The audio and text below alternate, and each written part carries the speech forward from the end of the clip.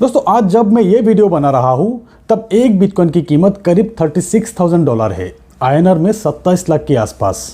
आज से करीब 9 महीना पहले जब दुनिया भर में लॉकडाउन शुरू हुआ था तब एक बिटकॉइन की कीमत $5,000 से भी कम था और तब मुझे एक जगह से थोड़ी सी बिटकॉइन मिला था जिसका वैल्यू तब 10,000 रुपये के आसपास था।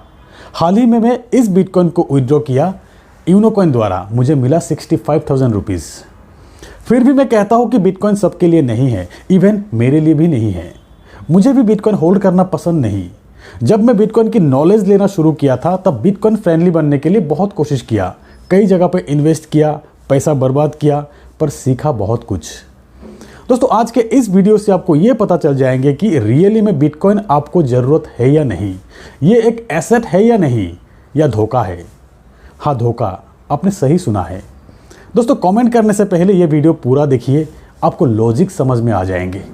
दोस्तों बिटकॉइन से मेरा इंटरेस्ट कम कर देने के पीछे एक कहानी है।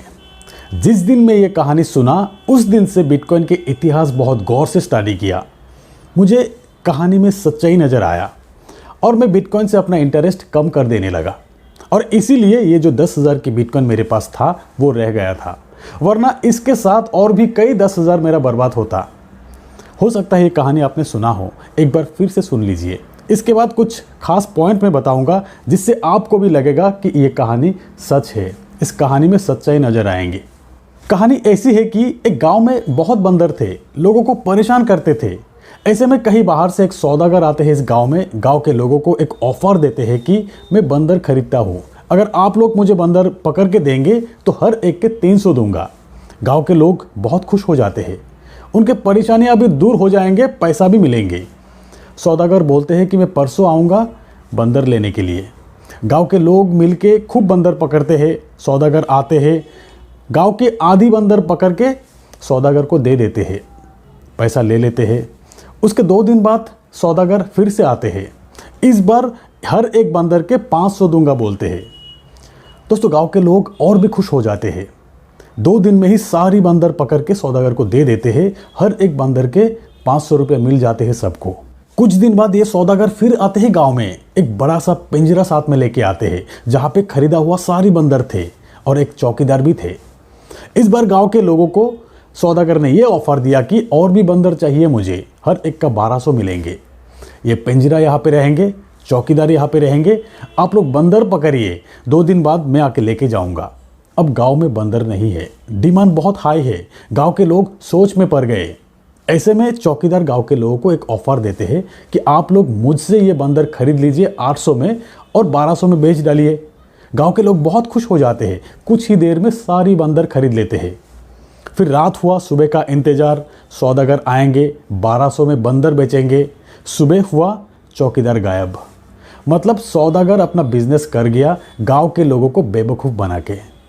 ठीक ऐसे ही बिटकॉइन द्वारा सिर्फ एक सेगमेंट के अमीर लोग अमीर बनते रहते हैं और बड़ी संख्या में ज़्यादातर लोग बेवकूफ़ बनते हैं।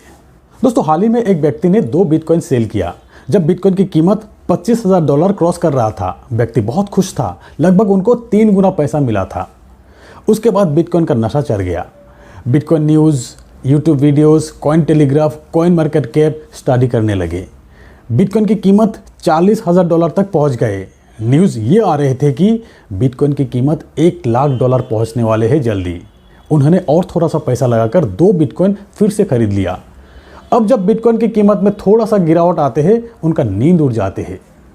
बिटकॉइन की कीमत 1 लाख होगा, उससे ज़्यादा भी होगा, ये हम सब जानते हैं, पर ये लोगों को पागल भी बनाते हैं। इसका कीमत डिमांड और सप्लाई पर डिपेंड करते हैं। सप्लाई लिमिटेड है, ये हम सब जानते हैं, डिमांड क्रिएट किए जाते हैं। दोस्तों बिटकॉइन प्योरली एक स्पेकुलेटिव एसेट है। इसका प्राइस इस बात पर निर्धारित होते हैं कि बेचने वाले कितने में बेचने के लिए रेडी है और खरीदने वाले कितने में खरीदने के लिए रेडी है।